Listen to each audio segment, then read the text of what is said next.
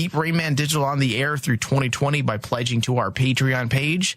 Your continued support allows us to continue to make great content and offer even better features in the future. Help us keep the lights on in the studio by pledging $1 to $10 a month. Go to patreon.com/RainManDigital to pledge. Blimey. This is one out of a jam jar you got here. Warning.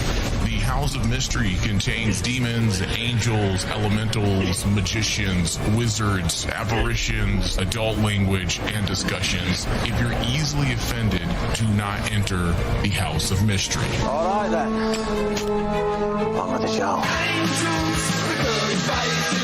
right, hello, welcome everyone to the House of Mystery, the John Constantine and Friends podcast. I am Michael Flores, your host, and in the House of Mystery with me is David. Hello. Hello, hello. All right, so what are you doing today over there? Are you an apparition or are you a zombie? I'm trying to actually possibly summon angels. Can you summon Zatanna? That's what I tried to do, but I mean, like, that didn't work too well. Yeah, let's summon her and then perform a devil's trap, if you know what I mean. That's so inappropriate, David. Why would you suggest such a thing? You are a sicko. I'm a sicko. If you guys want his address, I will definitely send it later during the show. Just send me a DM, and you can send your hate mail to David. Maybe you can throw some eggs at his house. Is that still a thing? Do kids still throw eggs? Do people still throw eggs at people's homes? No, I don't think anybody does that. I don't even think the flaming poop bag actually people do anymore. Oh, the flaming poop bag. I like that. That's a good one. Let's do that this weekend to someone. I know someone. I know someone I don't like, Dave. All right. So today we're here to discuss John Constantine, Hellblazer #1 by Simon Spurrier, with art by Aaron Campbell, Jordi Belair, and it's here. And boy, am I excited. Wow. And without being overly excitable, it's really good. The first issue, yes. Yes. It's really good. I knew we weren't going to be handed shit. I mean, let's be honest. We're talking about Spurrier here. The guy seems to only write gold. But I wasn't, even after the one shot, the Sandman Universe Presents Hellblazer one shot. Even after we got that, I was like, this is pretty damn good. Love it. But still, there was some hesitation. And yet, even with my expectations, they delivered a story that I really enjoyed the hell out of. Oh yeah, in this particular issue, I would have to say that basically Hellblazer is back to form. I would agree with that. Welcome back, John Constantine. We missed you, buddy. Yeah, this definitely was a callback to like the old Hellblazer, not the good days, the old days, the all for nothing days. But like the style, the way that the story is just in your face. It doesn't give two shits what you think. Yeah. And just basically tells you this is what the story is. You may feel uncomfortable. Sorry. Mm-hmm. I don't care. You're going to be told this story whether you like it or not. Yeah. And yep. I really dig it. Yeah, dude, I agree. This is a return to form for the chain-smoking magician. This is why so many Hellblazer fans are giddy with delight. This is the Constantine we all fell in love with, and through a very clever twist of storytelling, Spurrier managed to cut through much of the convoluted continuity that just came with the territory over the last, 20, 30 some years, by cleverly coming up with a way to bring a version of Constantine from Neil Gaiman's Book of Magic and essentially reboot Hellblazer. I mean, it kind of feels like, and this might be a bad example, but it almost feels like what J.J. Abrams did with Star Trek in 2009. Doesn't it a little bit? It does. Just a clever way to bypass some of the noise without actually retconning much or rebooting necessarily. Just say, hey, this is where we're at. Let me cut through all of that and seam this together, and we'll explain it later. Yeah, and here's our story. Yeah. And, like, don't worry about the mythos that all of us know. What we're going to be getting is a full-fledged narrative story. And they gave you something that people can come in from, and just start reading. You don't need to have read the 300 issues of Hellblazer. This could be something that I don't want to say casual fans, but maybe new fans, the New 52 Constantine fans, the Rebirth Hellblazer fans, the Legends of Tomorrow and Constantine TV show fans, people that are new to the game. They're like, hey, I want to read this and not be completely lost. They won't be completely lost by getting involved with this issue here. Yeah. And we covered the whole Books of Magic angle. We covered all of that on a previous no, I take that back. We did. We covered all that on a previous podcast episode. We discussed and dissected that whole element and how he used it in great detail in the Sandman Universe Presents Hellblazer #1, the best version of you. So you can just scroll through. I believe it was our last show that we put out. And we also have an episode coming out real soon where we actually break down the Books of Magic, original Books of Magic, the 4-part series that was actually used as a catalyst, or I guess you can say a narrative platform to get the story moving in this issue here. So to bring us back, today's discussion and review will be focused on the official first issue. Sandman Presents John Constantine Hellblazer #1, A Green and Pleasant Land, Part 1. So, Dave, my initial thoughts.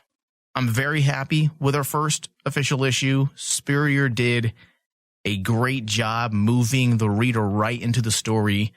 Not a single page was wasted, which that's a complaint I have a lot nowadays when I'm reviewing comic books. I feel like, hey, they promote something as like, say, 30 pages, but you get like 20 pages because you have a bunch of ads. Then they fill up like 3 pages of nothing.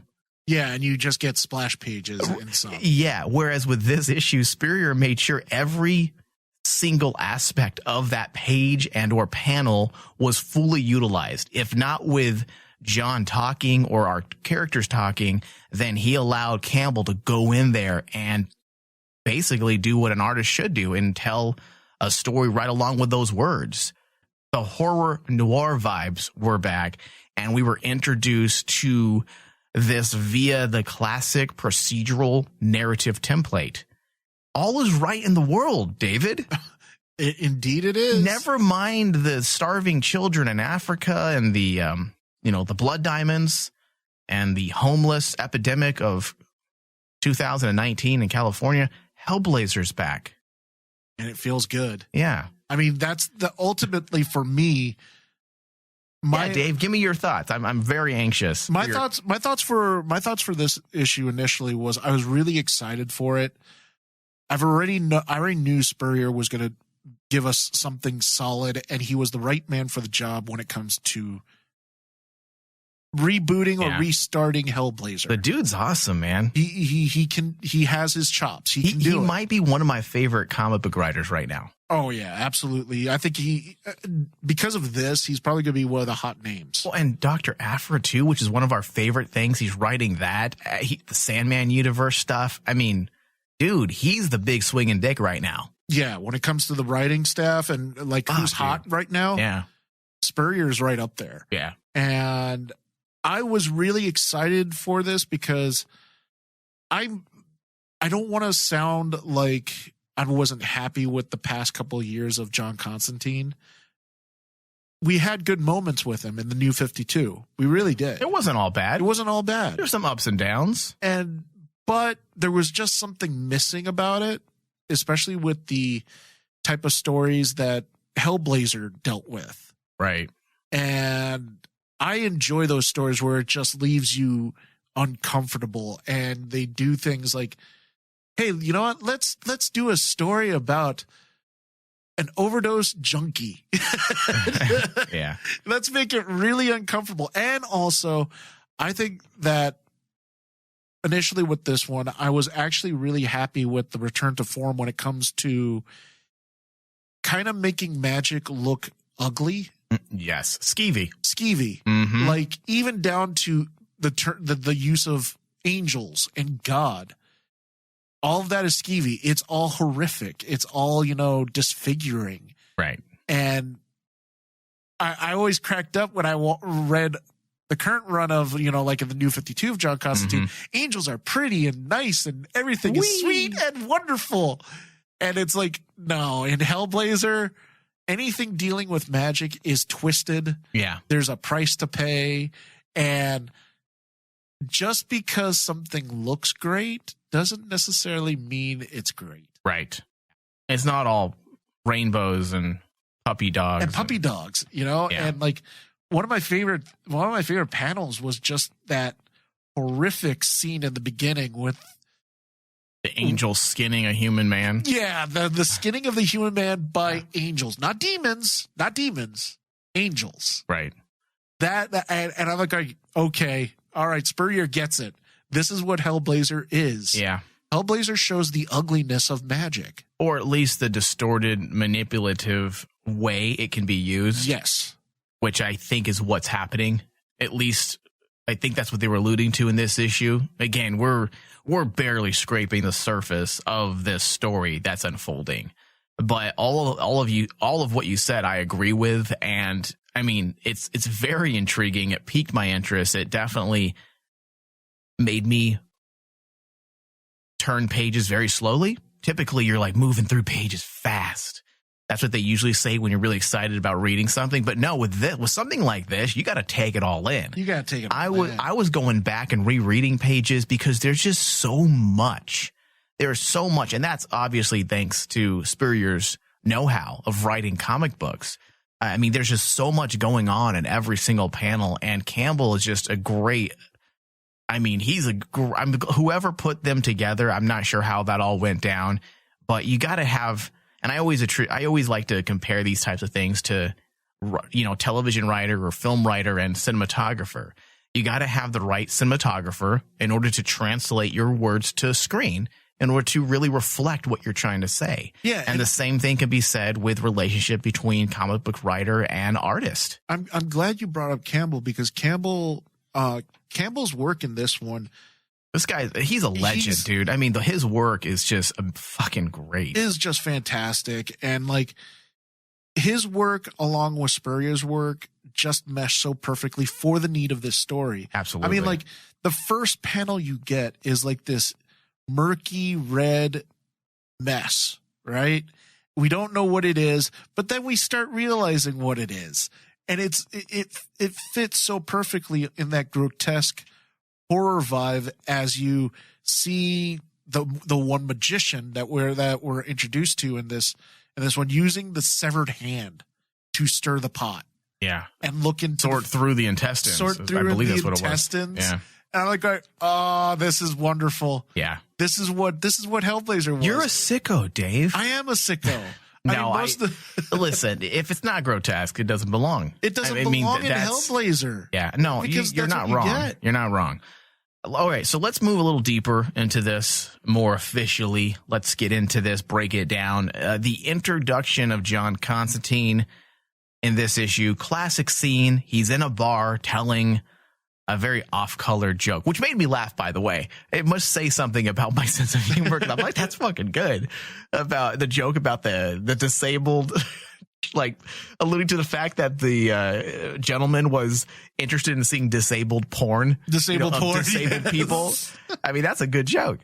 But that leads to Constantine getting kicked from this bar and then takes us to a discussion with the door person, a woman, and is just a clever and quick way to address the elephant in the room. And that elephant in the room is the fact that this is 2019. Yes. This is John Constantine, a bit of a fish out of water at this moment. Times have changed, so they find funny ways to address his chain-smoking non-PC jokes. Yes. I mean, essentially, this is John Constantine in the woke culture.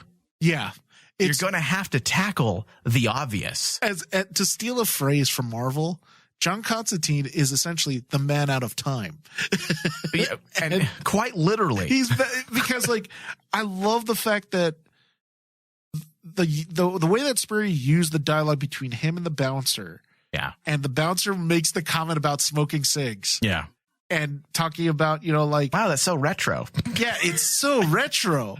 And I'm like going, oh my God, that is so awesome. Because the John Constantine that we're dealing with is the guy who was like back in the 1990s. Yeah. He It's doesn't very different times. Yeah, it's very different times. And then you cut to her basically. I have it right in front of me.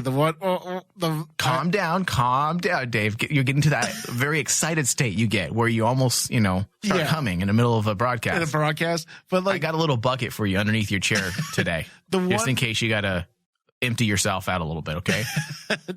The one panel that I actually really just made me start laughing was the one right after she tells him about how he is full of hipster, or the bar he's going to is full of hipsters that don't like his off-color comedy. Right. Suddenly she just turns around and says, "Oi, Frodo, fuck off back to the Shire until you get an ID." Yeah. And I'm like going, oh my God, that is so freaking funny.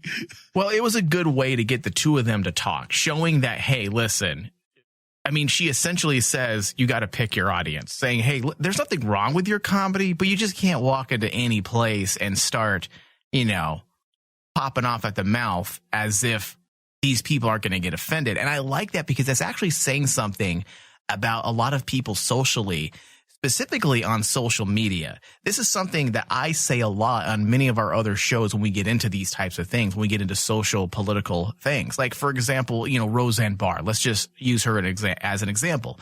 And her off-color tweets that got her fired off her show. Yeah. Well, people are like, well, that's her comedy.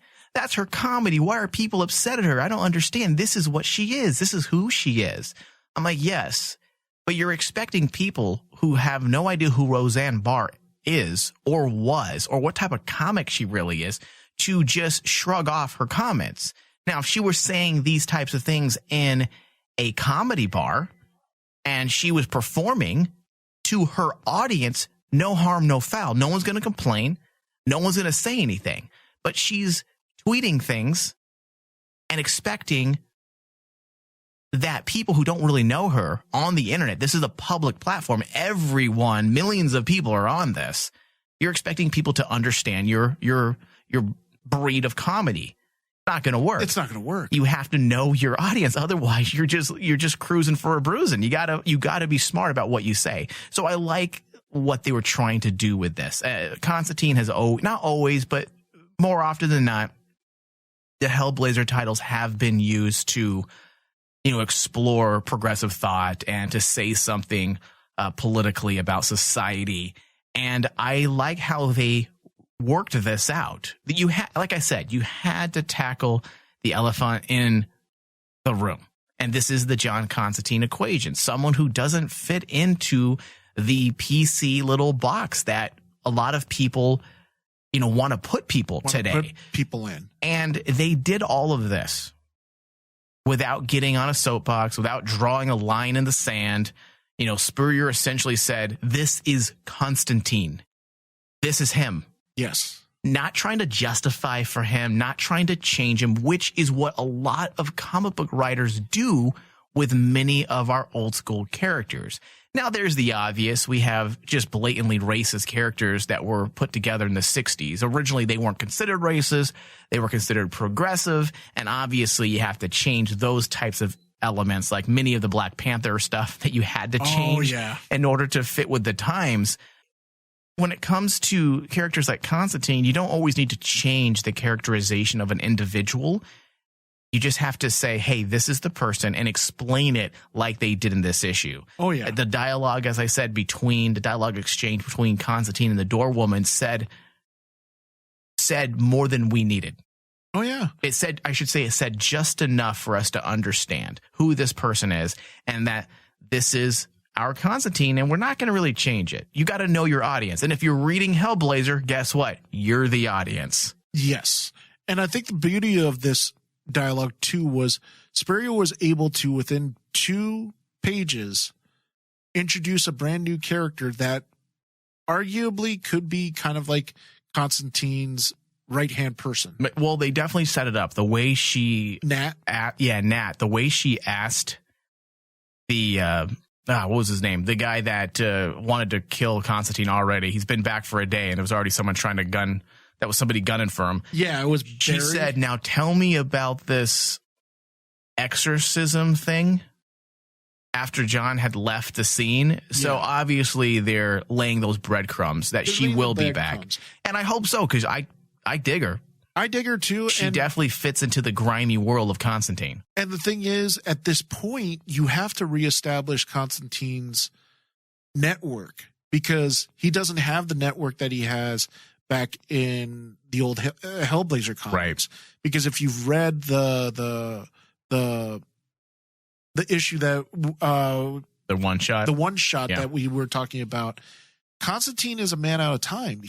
All of his friends are gone. Right. And that's something that Spurrier wanted to do with him. He wanted to strip him of all his comforts, and say, hey, guess what? You're on your own.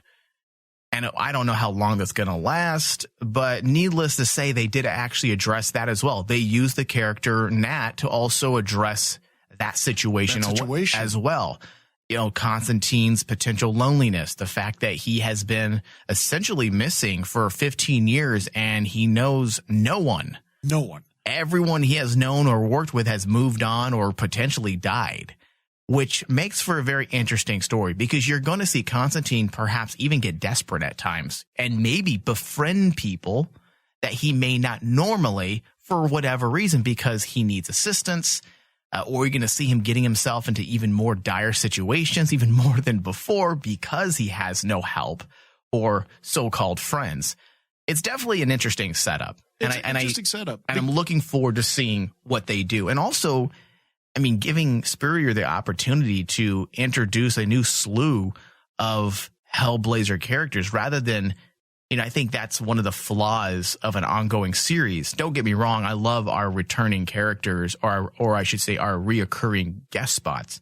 That's what's fun sometimes about having a long running series. But then also sometimes those characters get a little stale. And if you just kind of cleared the board, again, I'm telling you, this is exactly like what J.J. Abrams did with the 2009 Star Trek. Let's clear the board. Let's knock everything off and start right here. And you kind of get that feeling. That's exactly what he's doing. He's clearing the board, and he's going to slowly introduce a new era of Constantine friends / characters / help, enemies, even down to enemies. The magician they introduced in this one, Spurrier held nothing back. He wanted to give us a magician that we all would basically go, man, he's fucked up. What is John going to do against him? And overall, with the new characters, I love the new characters that were introduced in this. Yeah, you get Nat, which is a bonus. You get the magician. You get little callbacks to John's past about the guy who basically tries to kill him, and because John promised to take off, I think it was like some sexual disease on his face, right? And that's the reason why he's after Constantine. Was it syphilis, or I thought he said like pox or something? It was something. Yeah, and it doesn't really matter. But yeah, I get what you're saying. And then you bring in the other side characters, like the drug dealers, who help the magician out, right? And that kind of takes us into the immediate story, Dave, which makes up the storyline A Green and Pleasant Land. Yes. And as you keep alluding to, it's appropriately skeevy. We get the introduction to the players, K-Mag, who's a nasty new character. He's referred to as a Haruspex. Haruspex. Is that how you would pronounce it? Haruspex, yeah. Yeah. And basically, in ancient Rome, that's a religious official who interpreted omens by inspecting the entrails of sacrificial animals. And that's exactly what he does. A bit of divination, I guess you could say. He could see things. He's cool. He's cool. He's twisted and bad, but this dude fits right into the classic Hellblazer archetypes. I mean, and yet another example that Spurrier knows his shit. He knows what he's doing by introducing characters like this, because a character like K-Mag feels seamless when it comes to the Hellblazer world. He belongs. It's not hard to see this character fit right into the world of Hellblazer and John Constantine. Oh no, his interaction with Constantine's also pretty classic, because like Constantine's not even fazed by him, but K-Mag is a very scary individual. Yeah. Well, I really like what they did with him, because it wasn't just like, hey, let's see a bunch of brutal things in order to show the reader how bad this dude is. No, they, again, in a clever way, through this character, we get the introduction of the mystery of this episode. The angels, again, we're not quite sure if they're angels, but let's just say they are. That's what they're calling them. Angels are killing his men, K-Mag's men, in a park where they conduct their shady business dealings, i.e. drug dealing, the usual. You get the idea that these angels murder anyone engaging in criminal activity. And not just murder them, just mutilate them. I mean, yeah, they're definitely not treating them with love and tender care. Yeah, I mean, like the first victim was skinned, and then I don't know what the hell the second that whole scene where the angels had little entities just pop out of every orifice. They said something about legions of somethings. I believe that was the line. Legions of somethings being filled into this dead body. And then out comes a bunch of little creatures that just tore through the guy. I mean, that's wicked. I love it. That's horrific. Yeah. And they kind of allude to a connection that this old racist hobo might have had to this, I don't know, this angelic occurrence. It's not quite clear yet, but they did allude to it, that he knew something of it. Maybe he was doing it. Maybe he's not as simple as he seems. The angel aspect is fascinating, though. It's not to mention the art, once again, from Aaron Campbell, conveys this like abstract mythological vibe. I guess it's almost like something you would see in a museum. Oh yeah, it's like when a you Dolly see painting almost. Yeah, it's almost like those interpretations of hieroglyphics or, you know, ancient Babylonian depictions of angels. Just beautiful work. Yeah, I mean, like I'm glad you brought up the hobo scene, because the hobo scene was actually kind of interesting to me, because it reminded me of classic Hellblazer moments where you're kind of getting alluded that there's a bigger hand at play here, especially the way he talks about God, and God is basically punishing these people for doing the wrong thing, you know? Right. And that's why I'm wondering if it's not necessarily the angels doing the work. Like, yes, we already know there's so many stories where people can have some type of power to control and make them do their work.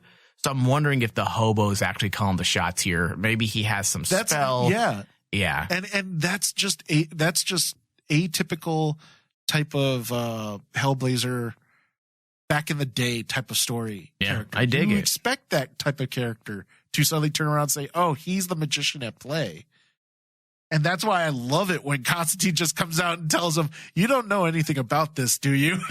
Because it's like, Constantine's like, the thing I love about Constantine is like, he has zero fucks. He doesn't dance around things. He's all out of them. If you look in his pockets, he doesn't have any fucks in there. He has zero fucks. He doesn't care who he pisses off. If he wants something, if he wants to know something, he will come out and straight out ask that person. There's no dancing around it. There's no beating around the bush. It's like, hey, dude, come here. You look like you don't belong here. You don't belong here. That's essentially what he says. But this is the core of the issue's narrative. And because after K-Mag finagles Constantine into investigating the death of his men and the murderous angels, the angels murder again, as you mentioned. But this time they put something into the body of their victims, almost like an infestation. And I believe, though, and you have the comic in front of you, I do not, but I believe they say legions of somethings, and these little creatures tear through the body, and the imagery is disturbing as hell. Now, the interesting part, the reason why I reiterated what happened is because it takes us to our next bit here, Dave. Yeah.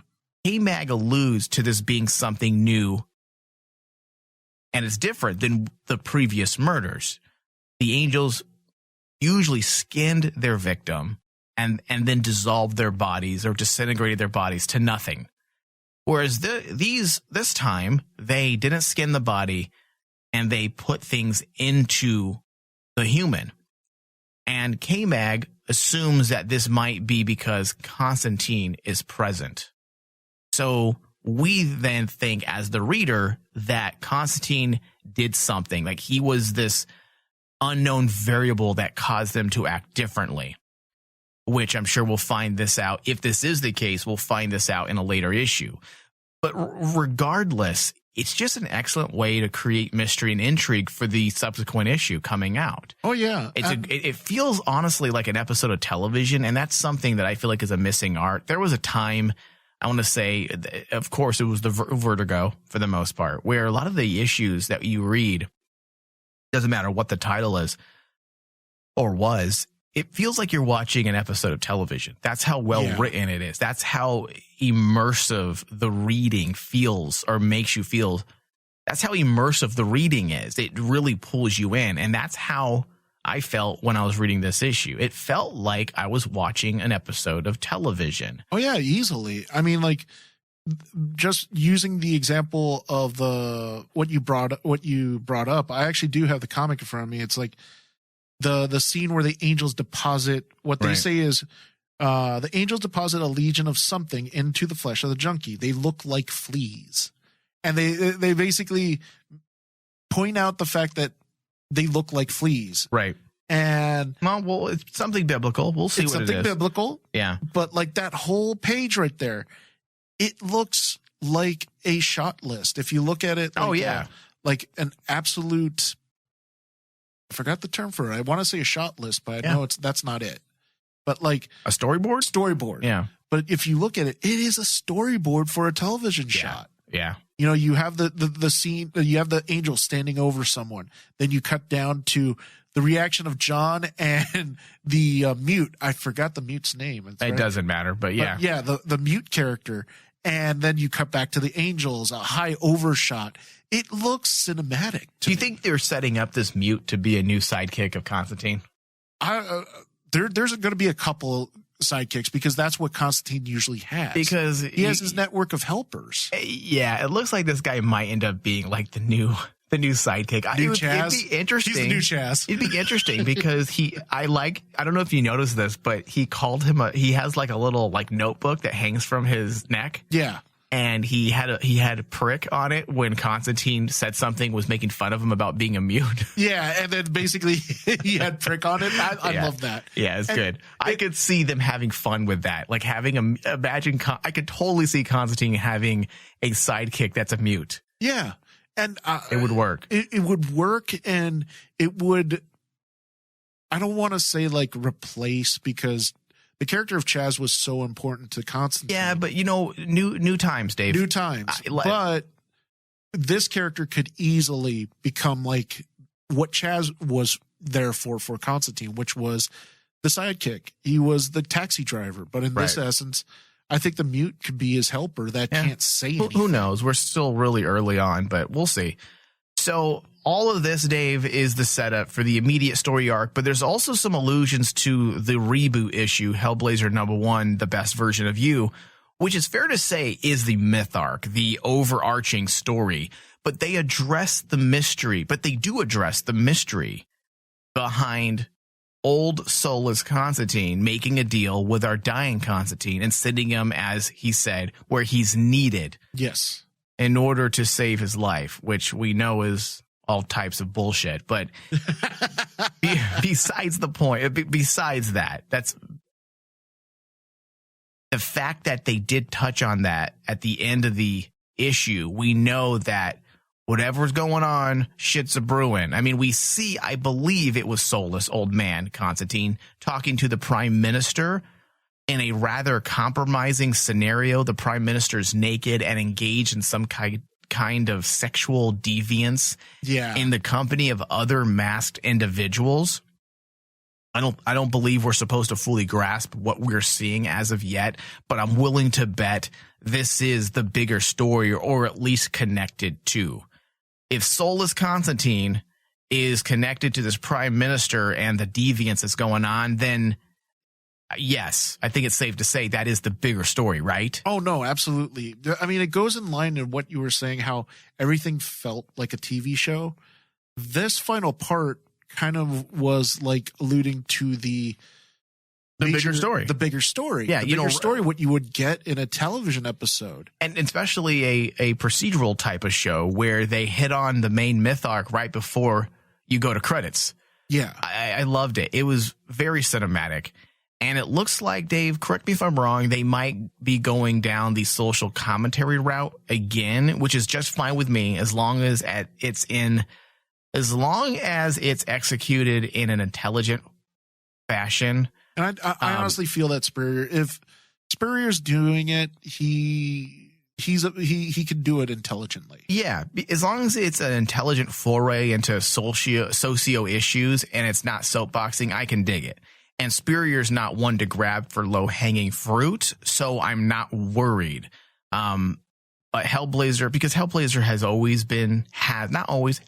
been used to transport political commentary many times. So yeah, I'm not quite sure what they're saying yet with the prime minister and the sexual deviance and soulless old man Constantine. Can we call him that? Soulless old man Constantine? I'm coining that.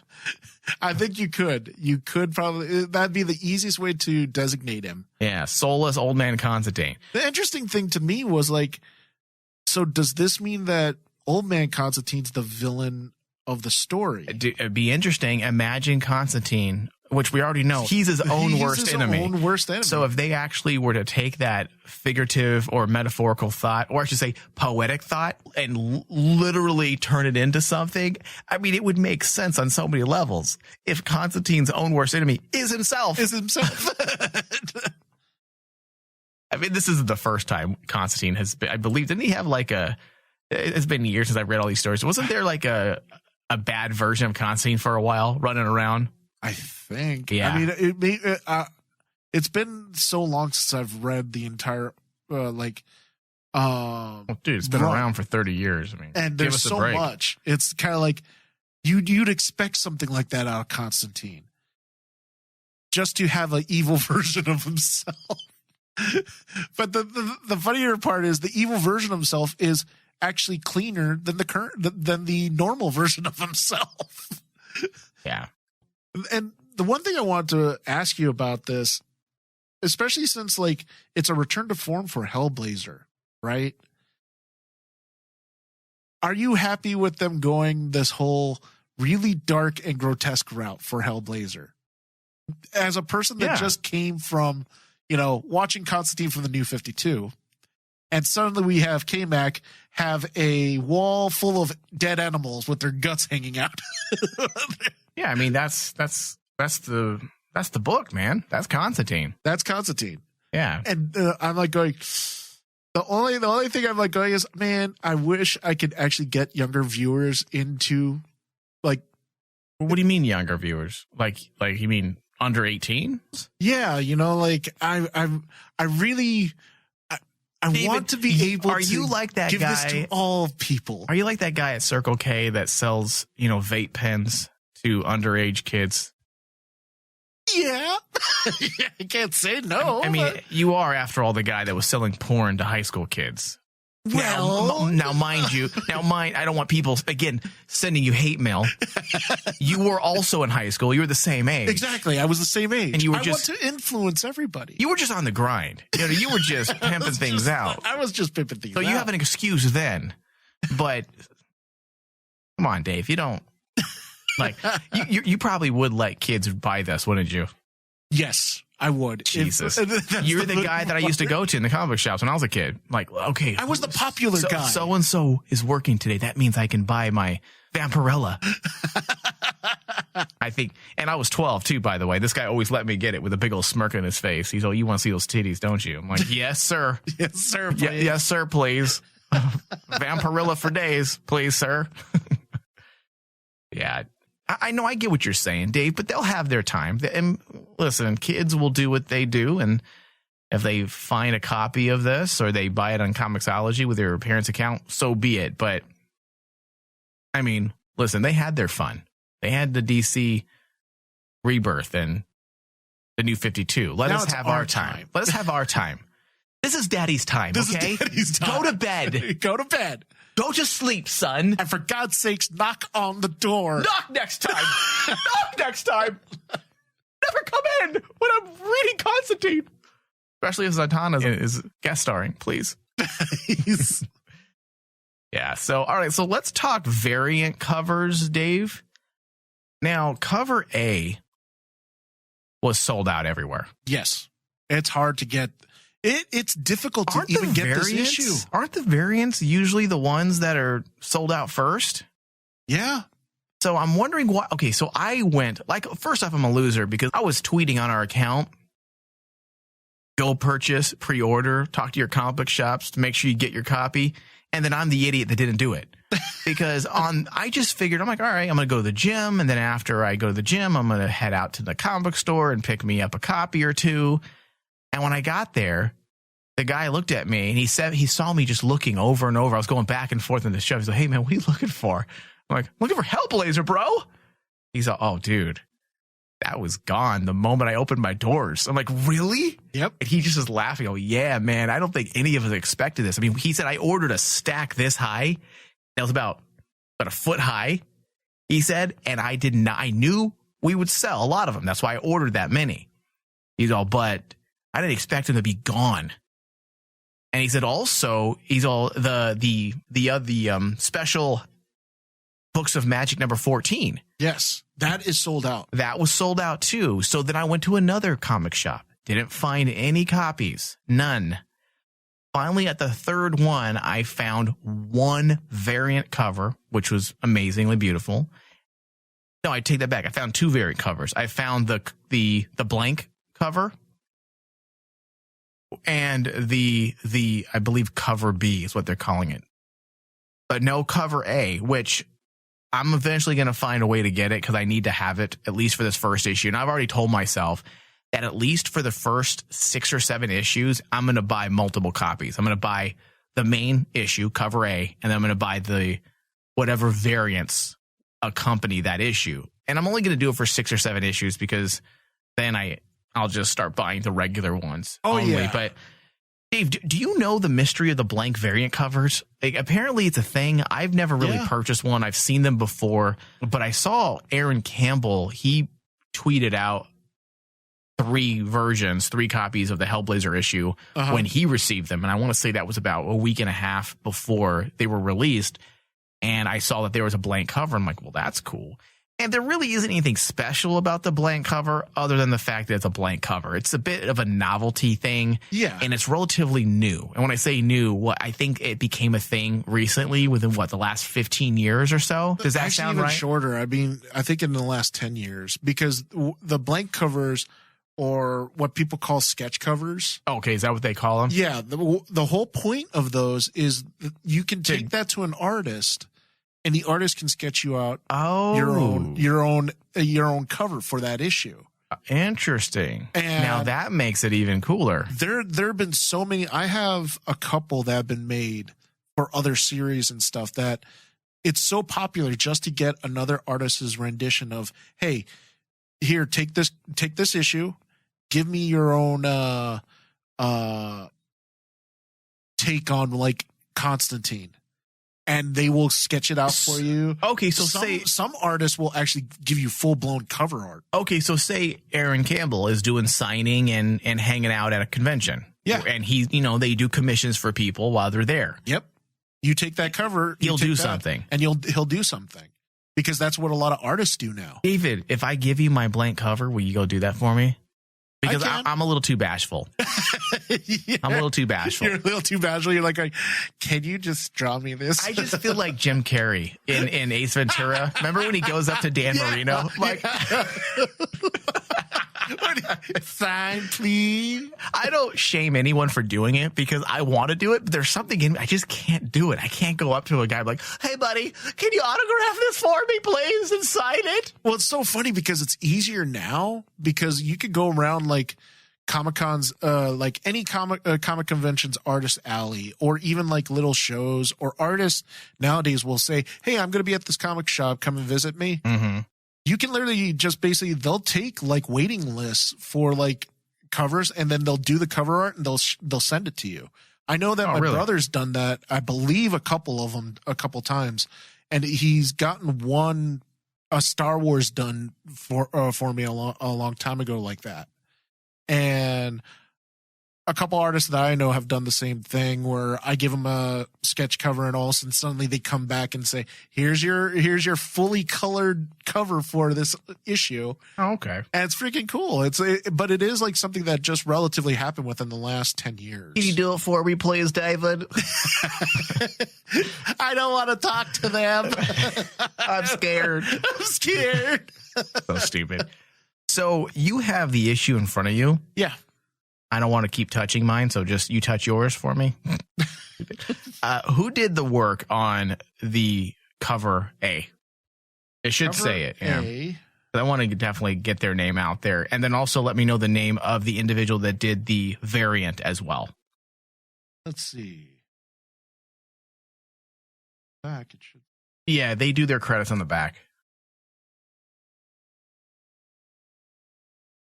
Now the cover for cover, I believe the artist for cover A was John Paul Leone, right? Yes. Cover for cover A is John Paul Leone.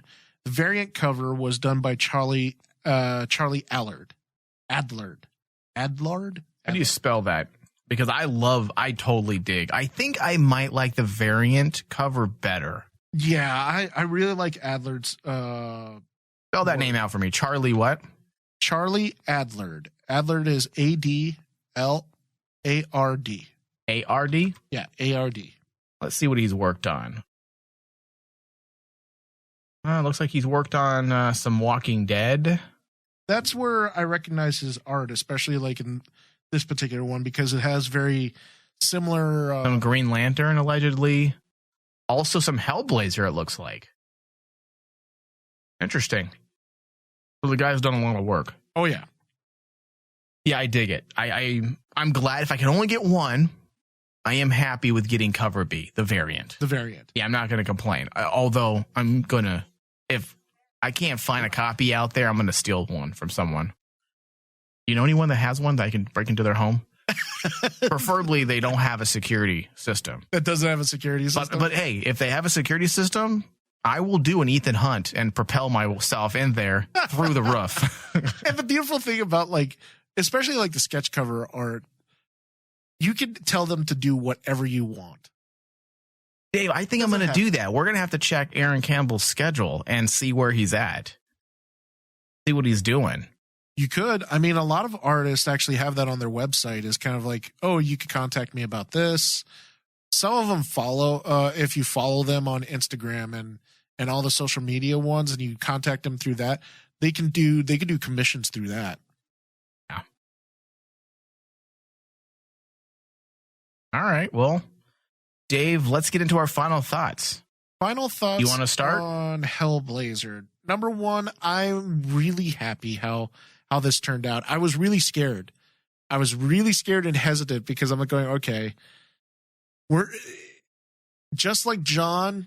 I feel like I'm stuck in the 1990s when it comes to Hellblazer because, you know, I understand that Constantine had to be brought into the DC universe and he had to be lighted up a little bit. He had to be cleaned up and kind of superheroized to fit into the DC universe. But I missed Hellblazer. And I David, wanted he was always the DC universe, David. Yes, I know. But like, I am really happy with the tone of this comic book, especially the tone, because this is a callback to the classic Hellblazer story narration. Like, they don't hold back anything. No. They basically, that's one of the charms of the old Vertigo stuff was like, it didn't hold your hand. It didn't tell you it's going to be all right. No. They don't do what I want you to do at the next comic book convention with Aaron Campbell. I want you to hold my hand and help me. Yeah, we're not going to hold your hand. We're going to be bashful. We're going to give you a story. You're going to like the story, and your eyes are going to be opened to the story. And wow. I have to say, this has become, just out of this single issue, a must buy for me. Like, this is going to be a must buy series. Oh, absolutely. I was really worried about it because I was like going, man, I like John Constantine as the character, but Hellblazer stories, you don't see that very much nowadays. You'll see it in, like, say, outside of DC, outside of like the DC publishing, like, say, for example, like Image. This type of storytelling you would see in Image. But I'm really, really digging the Sandman universe and the Black Label. Yeah. Because I think it opens doors for a lot of artists and a lot of writers who want to show their skill. So, David, based on our RMD score. Oh, man.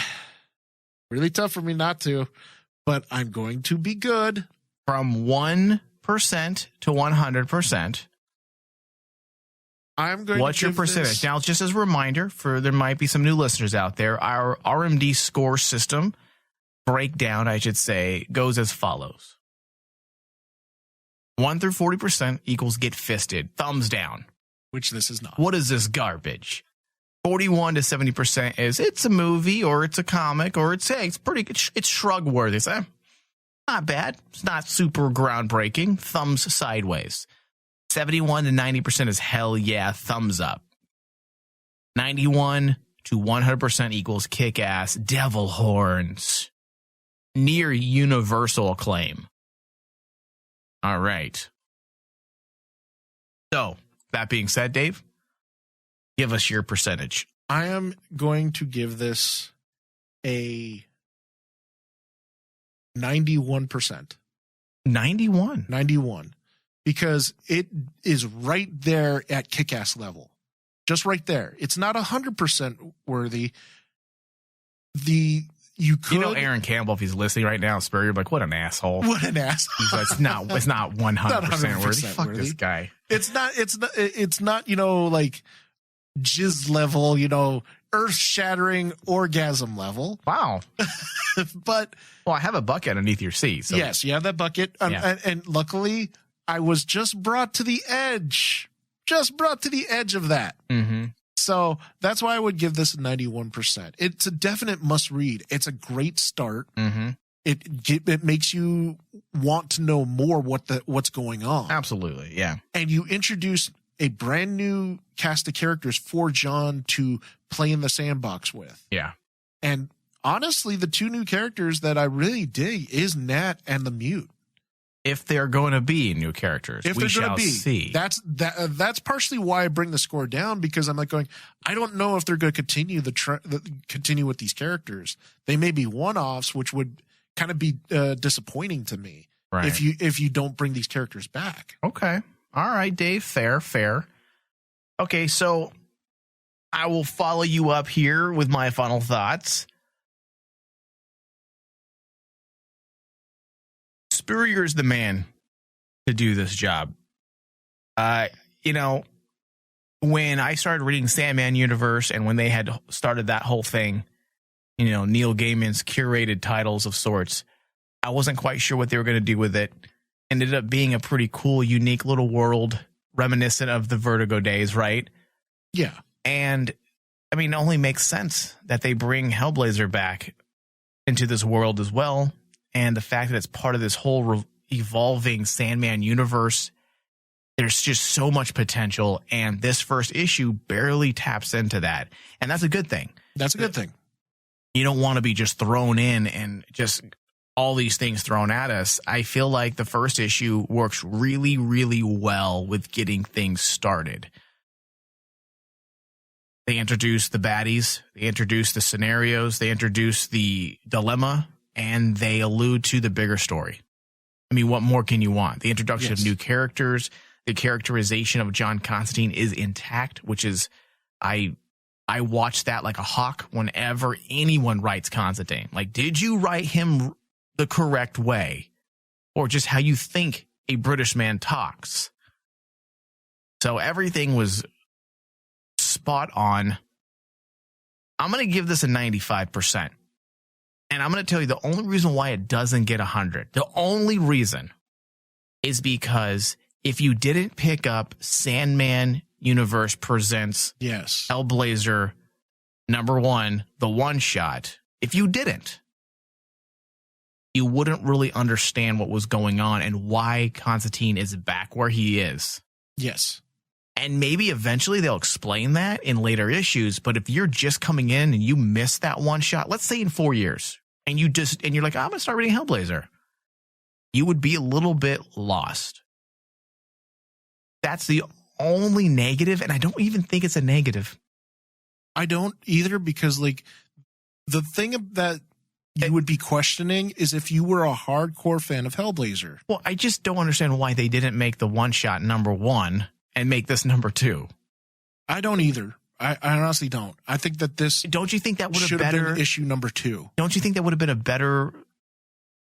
I don't know. Maybe in the collected volume, when that comes out, they'll put that one shot in the collected volume, which I'm willing to bet they're going to do that, because I believe they did that with the Dreaming. In fact, I know they did that with the Dreaming.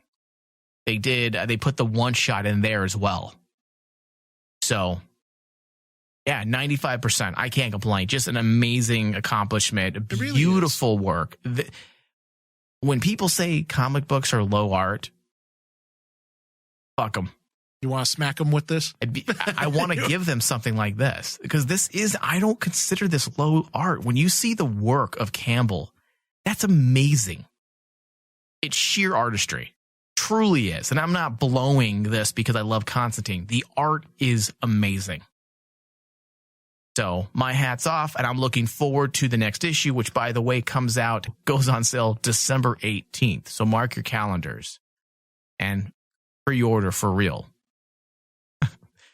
Contact your comic book shops. Get yourself a box like I did after being a sucker. Oh, yeah. I mean, like, I was extremely surprised with how fast the Sandman Universe issues have been flying off the shelf, and it's gaining momentum. Yeah, don't do digital, guys, with this. Come on, you got to get that physical copy. The work is just too amazing to have some cheap digital knockoff. Oh, yeah.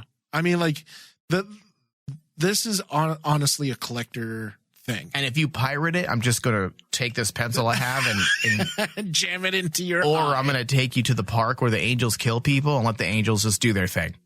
I'm like, go ahead. He pirates shit. He doesn't buy anything. Oh, it's too expensive. Well, guess what? When you can't afford something, you don't get it. You don't steal it. You get little people coming out of your anus. Yeah. Yes, please. All right. I want to thank everyone for listening to today's discussion. You can always find all of our shows, past and present, on iTunes, Stitcher, Google Play, Spotify. Just search House of Mystery. Also, keep Rain Man Digital on the air through 2020 by pledging to our Patreon page. Your continued support allows us to continue to make great content and offer even better features in the future. Help us keep the lights on in the studio by pledging $1 to $10 a month. Go to patreon.com/RainManDigital to pledge. Thank you, David. Thank you. Later. My name is John Constantine. I'm the one who steps from the shadows, all trenchcoat and arrogance. I'll drive your demons away, kick them in the bollocks and spit on them when they're down, leaving only a nod and a wink and a wisecrack. I walk my path alone, because let's be honest, who'd be crazy enough to walk it with me?